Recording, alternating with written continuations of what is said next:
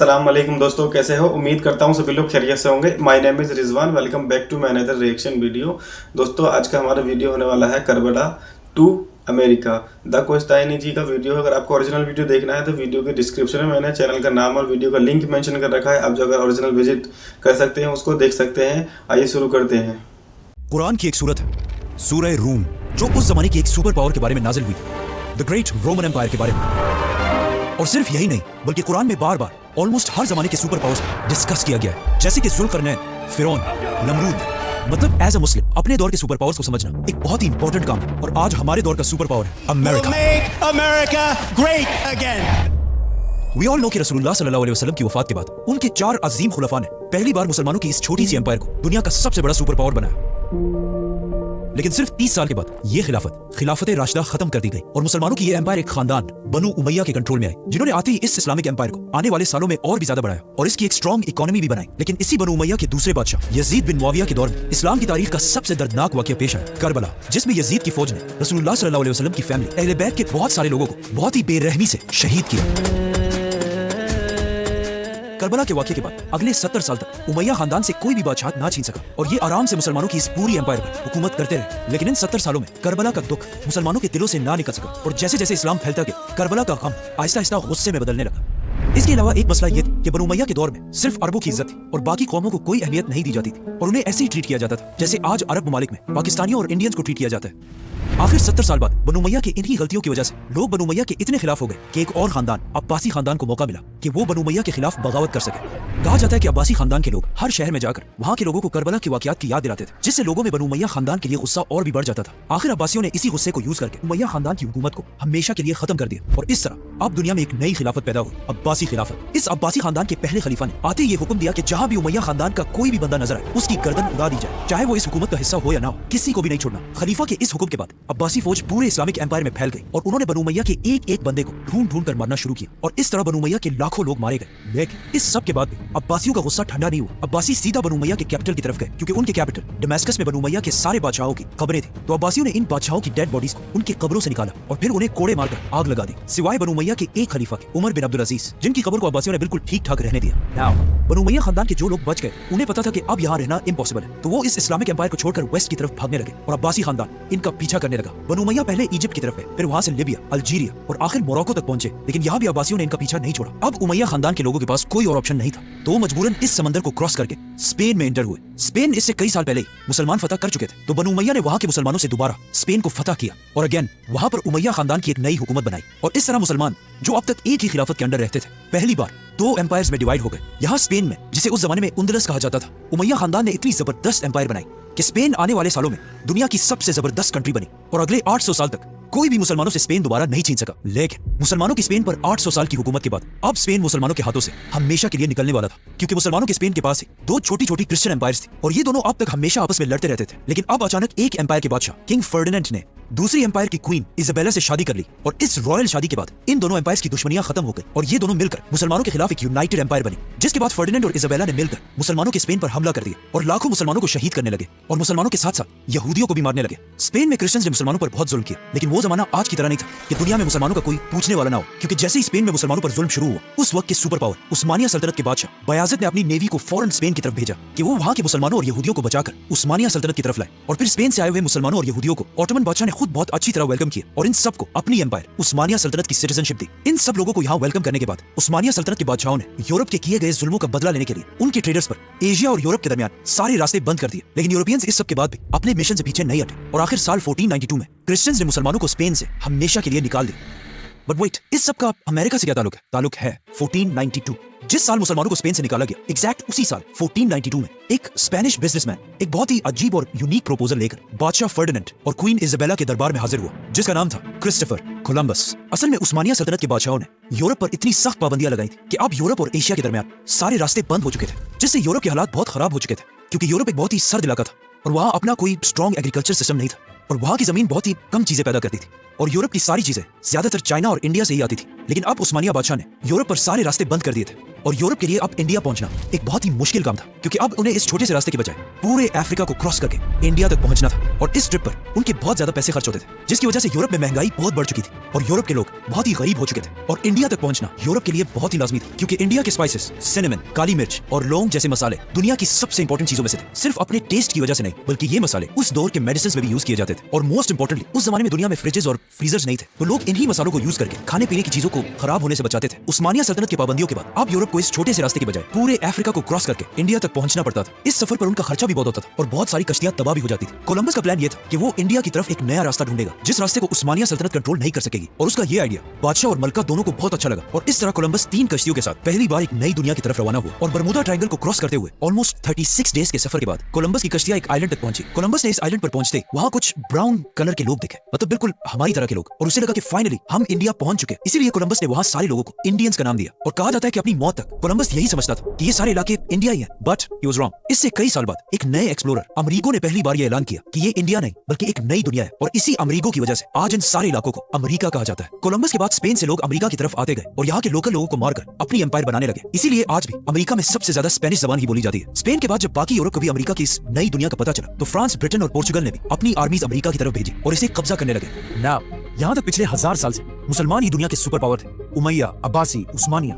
लेकिन अमेरिका की डिस्कवरी के बाद दुनिया में मुसलमानों की असल तबाही शुरू हुई, क्योंकि अमेरिका से पहले दुनिया की सबसे बड़ी सुपर पावर उस्मानिया सल्तनत थी। लेकिन अमेरिका की डिस्कवरी के बाद उस्मानिया सल्तनत आहिस्ता आहिस्ता दुनिया की बड़ी एम्पायर्स की लिस्ट से ही निकल गई। ये नई दुनिया अमेरिका एक बहुत ही बड़ा इलाका था और यहाँ की जमीनें भी एग्रीकल्चर के लिए बेस्ट जमीनें थी। लेकिन अब मसला ये था कि यहाँ के लोकल लोगों को तो यूरोपियंस पहले ही बीमारियों और जंगों से मार चुके थे। तो अब यूरोप को अमेरिका की जमीनों से फायदा उठाने के लिए कुछ ऐसे लोगों की जरूरत थी जो गरीब भी हो और ताकतवर भी। और उस जमाने में दुनिया में ऐसे लोग सिर्फ एक ही जगह पर थे, अफ्रीका। तो सबसे पहले ब्रिटिश अफ्रीका की तरफ गए और वहां से अफ्रीकन्स को कश्तियों में भर भर के अमेरिका की तरफ ले जाने लगे। इन लोगों को जबरदस्ती पहले अफ्रीका से किडनैप किया जाता था और फिर इन्हें कश्तियों में नीचे जंजीरों से बांधकर बिल्कुल जानवरों की तरह अमेरिका पहुंचाया जाता था। इसी तरह British almost 3.1 million 31 lakh Africans को गुलाम बनाकर अमेरिका की तरफ लाया। लेकिन ये सिर्फ 31 लाख नहीं थे, क्योंकि इन अफ्रीकन्स को अमेरिका लाने के बाद ब्रिटिश हुकूमत ने एक नया कानून बनाया कि इन अफ्रीकन गुलामों के जो फ्यूचर में बच्चे पैदा होंगे वो भी ऑटोमेटिकली हम व्हाइट लोगों के गुलाम हो गए। और इस तरह ब्रिटिश ने इन ब्लैक स्लेव्स को यूज करके अमेरिका की इकोनॉमी को आहिस्ता आहिस्ता स्टेबल किया। लेकिन जैसे जैसे अमेरिका स्ट्रांग होता गया, ब्रिटिश और अमेरिकन के दरमियान लड़ाइयां शुरू होने लगी, क्योंकि यहाँ पर मसला ये था कि अब ब्रिटिश 2 हिस्सों में डिवाइड हो चुके थे। एक वो अंग्रेज जो यहाँ ब्रिटेन में रहते थे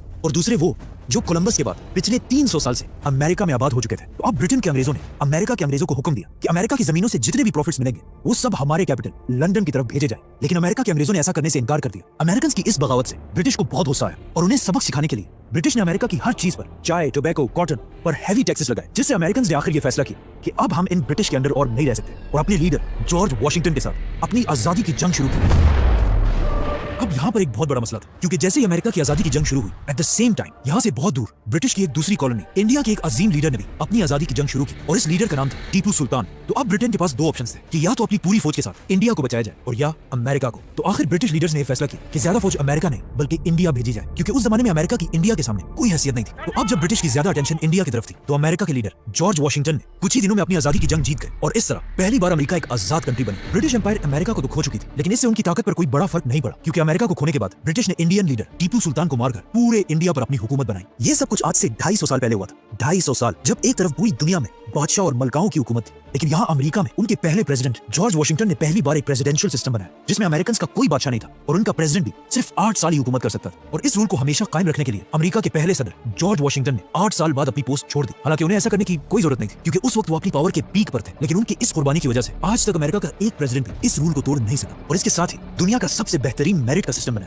जिसकी वजह से आहिस्ता आहिस्ता अमेरिका की इकोनॉमी पूरी दुनिया में सबसे तेजी से आगे बढ़ने लगी। मतलब सिर्फ कुछ ही सालों में अमेरिका की कॉटन इंडस्ट्री 1000% इंक्रीज हुई। लेकिन अब तक अमेरिका की ये सारी इकोनॉमी अफ्रीकन ब्लैक स्लेव्स की वजह से ही चल रही थी। लेकिन यहाँ एंट्री होती है अमेरिका के एक प्रेसिडेंट जो आज तक अमेरिका के सबसे फेमस प्रेसिडेंट है, अब्राहम लिंकन, जिन्होंने प्रेसिडेंट बनते ही अमेरिका में एक बिल पास किया कि अमेरिका के सारे अफ्रीकन ब्लैक स्लेव्स को आजाद कर दिया जाए और आज के बाद अमेरिका में कोई भी किसी दूसरे का गुलाम नहीं होगा। अब्राहम लिंकन के इस डिसीजन के बाद जो लोग अमेरिका के इस स्लेव ट्रेड से फायदा उठा रहे थे, उन्होंने लिंकन के इस फैसले से अमेरिका के खिलाफ बगावत कर दी और इस तरह अमेरिका की हिस्ट्री की सबसे बड़ी जंग सिविल वॉर शुरू हुई। लेकिन अब्राहम लिंकन कुछ ही सालों बाद ये जंग तो जीत गए, लेकिन इस जंग से अमेरिका को बहुत नुकसान हुआ, मतलब मिलियंस ऑफ लोग मारे गए। लेकिन एक बहुत बड़ा फायदा भी हुआ कि अमेरिका ने ये जंग जीतने के लिए इतने गन्स और वेपन्स बनाए कि अब अमेरिका के पास पूरी दुनिया से ज्यादा वेपन्स पड़े हुए थे। सिविल वॉर जीतने के बाद अब दुनिया में एक बहुत बड़ा चेंज आया, क्योंकि अब तक दुनिया की जितनी भी इन्वेंशन हुई थी वो इस पुरानी दुनिया में हुई थी, लेकिन अब दुनिया की सबसे बड़ी इन्वेंशन अमेरिका में होने लगी। टेलीफोन, सीविंग मशीन, इलेक्ट्रिसिटी और दुनिया का पहला एयरप्लेन भी अमेरिका में बना। इन सारी इन्वेंशंस के साथ साथ अमेरिका में दुनिया के सबसे ज्यादा वेपन्स भी बनाए जाते थे। लेकिन अब भी इन सारी चीजों के बाद भी अमेरिका दुनिया में एक पावर तो थी, लेकिन एक सुपर पावर नहीं थी। सुपर पावर अब भी यूरोप के कंट्रीज ब्रिटेन, फ्रांस और जर्मनी ही थे। तो अब अमेरिका को सुपर पावर बनने के लिए एक ऐसे इवेंट की जरूरत थी जिसमें ये सारे सुपर पावर्स खत्म हो जाए और सिर्फ अमेरिका ही बाकी रह जाए। और एग्जैक्टली ऐसा ही हुआ। ये सारी पुरानी सुपर पावर्स अचानक आपस में लड़ने लगी और इस तरह दुनिया की सबसे बड़ी जंग शुरू हुई, वर्ल्ड वॉर 1। वर्ल्ड वॉर 1 में एक तरफ दुनिया की सारी पुरानी सुपर पावर्स जब आपस में लड़ रही थी, तो अमेरिका इस जंग से बहुत दूर बिल्कुल आराम से ये सब कुछ देख रहा था। और ब्रिटिश एम्पायर की बहुत मिन्नतों के बाद भी वो इस जंग में आखिरी मिनट तक शामिल नहीं हुआ और पूरी जंग के दौरान अमेरिका इन सबको वेपन सप्लाई करता रहा। वर्ल्ड वॉर 1 में दुनिया में एक ऐसी सिचुएशन थी कि जब एक तरफ दुनिया की सारी पुरानी सुपर पावर्स लड़ रही थी, जिसकी वजह से उनकी इकोनॉमीज बहुत ही खराब हो चुकी थी, तो एट द सेम टाइम दुनिया में सिर्फ एक ही स्टेबल कंट्री और एक ही स्टेबल करेंसी थी, अमेरिका और डॉलर। और जब आखिर वर्ल्ड वॉर 1 के हालात बहुत ही खराब हो गए, तो आखिर अमेरिका ने ही आकर यूरोप को इस जंग से निकाला और ये जंग जीत गया। और पहली बार वर्ल्ड वॉर 1 के बाद अमेरिका एक सुपर पावर बनने की तरफ जाने लगी। इसीलिए पूरी दुनिया से लोग अमेरिका में अपने पैसे इन्वेस्ट करने लगे, जिससे अमेरिका की इकोनॉमी, स्टॉक मार्केट और करेंसी दुनिया की सारी कंट्रीज से आगे बढ़ने लगी। लेकिन जैसे ही अमेरिका वर्ल्ड वॉर 1 के बाद अपनी पीक तक पहुंचा, अचानक आउट ऑफ नोवेयर अमेरिका की पूरी इकोनॉमी क्रैश हो गई। ये अमेरिका की तारीख का सबसे बड़ा क्रैश था और इस क्रैश को आज तक द ग्रेट डिप्रेशन के नाम से याद किया जाता है। ये इतना खतरनाक क्रैश था कि कुछ ही दिनों में अचानक अमेरिका के सबसे रिच लोग खाने पीने की चीजों के लिए भी रोड पर खड़े होकर भीख मांगने लगे। और इस क्रैश से ऑलमोस्ट 23,000 अमेरिकन ने अपने हाथों से अपनी जान ली, जिनमें से बहुत सारे लोगों ने अमेरिका के इन्हीं खूबसूरत बिल्डिंग से छलांग लगाई। अमेरिका की इसी तबाही का सबसे बड़ा फायदा यूरोप के एक नए यंग लीडर ने उठाया, जिसने पूरी दुनिया को बताया कि ये अमेरिका भी कोई इतनी बड़ी चीज नहीं है, तो हमें एक नए निजाम, एक नए सिस्टम की जरूरत है। और इस लीडर का नाम था एडोल्फ हिटलर। हिटलर के प्लान्स के पीछे पूरी जर्मन कौम खड़ी हुई और उन्होंने हिटलर को फुल सपोर्ट किया। और इस तरह कुछ ही सालों में हिटलर जर्मनी का सबसे ताकतवर लीडर बन गया और आहिस्ता आहिस्ता उसके पास इतनी ताकत है कि उसने जर्मनी के पास ही एक दूसरे मुल्क पोलैंड पर हमला कर दिया। और इस तरह अगेन दुनिया में एक नई जंग शुरू हुई, वर्ल्ड वॉर 2। लेकिन इस वर्ल्ड वॉर 2 में भी अमेरिका ने बिल्कुल पहली जंग की तरह इस वॉर में हिस्सा नहीं लिया और अगेन बिल्कुल आराम से बैठकर सारों को वेपन्स भेजता रहा। और अगेन एक तरफ सारी सुपर पावर्स लड़ रही थी और अमेरिका इस सब से प्रॉफिट हासिल कर रहा था। और इस तरह जंगों से पैसे कमाना अमेरिका की आज तक आदत है। वहाँ जर्मनी में हिटलर बहुत तेजी से अपने वेपन्स और आर्मी को बढ़ा रहा था और बार बार हर जगह जाकर अपनी स्पीचेस में यही कहता था कि हमारे जर्मनी के हारने की वजह सिर्फ एक ही, यहूदी। इन्हीं की वजह से हम पिछली जंग हारे। और हिटलर के ऑर्डर्स पर जर्मनी ने यहूदियों पर जुल्म करना शुरू किया। लेकिन अब यहाँ मसला ये था कि यहूदी उस जमाने में भी दुनिया के सबसे इंटेलिजेंट लोग थे और दुनिया के ऑलमोस्ट सारे बड़े साइंटिस्ट यहूदियों में से ही थे। इन्हीं में से एक जर्मन यहूदी साइंटिस्ट का नाम था एल्बर्ट आइंस्टाइन। जैसे हिटलर ने यहूदियों पर जुल्म शुरू किया, तो आइंस्टाइन जर्मन होते हुए भी अमेरिका को सपोर्ट करने लगे। और अचानक एक दिन वर्ल्ड वॉर 2 शुरू होते ही आइंस्टाइन ने जर्मनी में बैठकर एक बहुत ही सीक्रेट लेटर उस वक्त के अमेरिकन प्रेसिडेंट रूजवेल्ट की तरफ भेजा। और इस लेटर में एक बहुत ही इंपॉर्टेंट बात लिखी थी, from Albert Einstein to the president of the United States, mister president, मैं आपकी तरफ एक बहुत ही सीक्रेट और इंपॉर्टेंट लेटर भेज रहा हूँ। जर्मनी का फ्यूरर हिटलर एक बहुत ही खतरनाक टेक्नोलॉजी पर काम कर रहा है, जिसके बाद दुनिया में कोई भी उसके सामने खड़ा नहीं हो सकेगा, एटॉमिक बॉम्ब। ये लेटर मैं आपकी तरफ इसलिए लिख रहा हूँ कि आप अमेरिका के सारे फिजिसिस्ट को जमा करके एक अमेरिकन एटम बम पर काम शुरू कर दें, ताकि अमेरिका जर्मनी से पहले ही एटम बम बना सके। बाय द वे, इस लेटर के बाद आइंस्टाइन अपनी मौत तक इसे रिग्रेट करता रहा। रूजवेल्ट ने आइंस्टाइन का ये लेटर पढ़ने के बाद इस पर फुल स्पीड एक्शन लिया और इस तरह अमेरिका एक आम फुटबॉल स्टेडियम के नीचे एटम बम बनाने लगा। अब जब अमेरिकन साइंटिस्ट एटम बम पर काम कर रहे, तो अचानक जापान, जो उस वक्त जर्मनी का साथी था, उसने अमेरिका के एक पोर्ट पर हमला कर दिया। में 2,500 अमेरिकन मारे गए और बहुत सारे शिप्स और जहाज तबाह हुए। तो अब मजबूरन अमेरिका, जो अब तक इस जंग से बाहर था, उसे इस जंग में आना ही पड़ा। और अमेरिका अपनी पूरी फौज 1 करोड़ सोल्जर्स के साथ, जिसमें सिविलियंस भी शामिल थे, वर्ल्ड वॉर 2 में दाखिल हुआ। जिसके कुछ ही सालों बाद बिल्कुल वर्ल्ड वॉर 1 की तरह जर्मनी दोबारा ये जंग हार गई और उसके लीडर एडोल्फ हिटलर ने अपने आप को एक कमरे में बंद करके खुदकुशी कर ली। जर्मनी तो इस जंग से निकल गया, लेकिन उसका साथी जापान अभी भी इस जंग में था। तो अमेरिकन प्रेसिडेंट रूजवेल्ट ने जापान के एम्परर हिरोहितो को ये वार्निंग दी कि सरेंडर करो, वरना हम तुम्हारा ऐसा हाल करेंगे कि आने वाली पूरी दुनिया उसे याद करेगी। लेकिन ऑफ कोर्स जापान ने सरेंडर नहीं किया और उसके एम्परर ने सोचा कि ज्यादा से ज्यादा ये क्या कर लेंगे। लेकिन उसे इस बात का पता नहीं था कि आइंस्टाइन के लेटर के बाद अब अमेरिका का एटम बम बिल्कुल रेडी था। तो आखिर अमेरिका के नए प्रेसिडेंट हैरी ट्रूमन ने अपने ऑफिस में एक मीटिंग बुलाई, जिसमें अमेरिकन प्रेसिडेंट ने अपने जनरल से पूछा कि हम आखिर जापान को कैसे सरेंडर पर मजबूर कर सकते हैं। तो उसके जनरल्स ने कहा कि जापानीज लोग एक बहुत ही खतरनाक कौम, वो इतनी आसानी से सरेंडर नहीं करेंगे। जिस पर आखिर वहां बैठे सारों ने दुनिया का पहला एटम बम यूज करने का फैसला किया।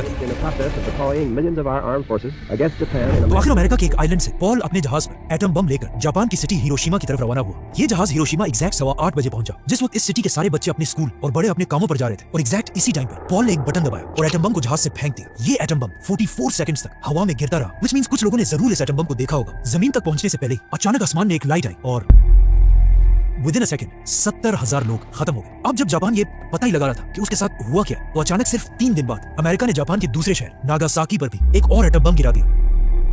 जिसमें 40,000 लोग मारे गए। इन धमाकों के बाद यूएस प्रेसिडेंट ने दोबारा जापान के एम्परर को वार्निंग दी कि सरेंडर करो वरना हमारा नेक्स्ट टारगेट टोक्यो होगा, और मजबूरन जापान के एम्परर ने सरेंडर कर दी। इन धमाकों के बाद अमेरिका में एक बहुत ही इंटरेस्टिंग सर्वे किया गया जिसमें अमेरिकन से पूछा गया कि अमेरिका ने ये बम डालकर सही किया या गलत, जिसमें 85% लोगों ने ये कहा कि अमेरिकन प्रेसिडेंट ने बिल्कुल सही फैसला किया। लेकिन आहिस्ता आहिस्ता लोग इस फैसले के खिलाफ होते गए और ये नंबर 85% से 50% तक आ गया, क्योंकि लोगों को समझ आ गया कि ये हमला अमेरिका ने बिल्कुल आम इनोसेंट सिविलियंस पर किया था। आपने सुना होगा कि जिन पायलट्स ने ये एटॉमिक बॉम्ब्स इन सिटीज पर गिराए थे उन्होंने भी इसके बाद सुसाइड कर लिया था, लेकिन ये भी बिल्कुल झूठ है, बल्कि ये दोनों अपनी मौत तक इन बॉम्ब्स को डिफेंड करते रहे। glad that they gave it to me. I can do it. लेकिन कहीं ना कहीं इनके दिल में जरूर कोई शर्मिंदगी होगी, क्योंकि इन्होंने ये वसीयत की थी कि हमारे मरने के बाद हमारे जिस्मों को दफनाने की बजाय आग लगा दी जाए।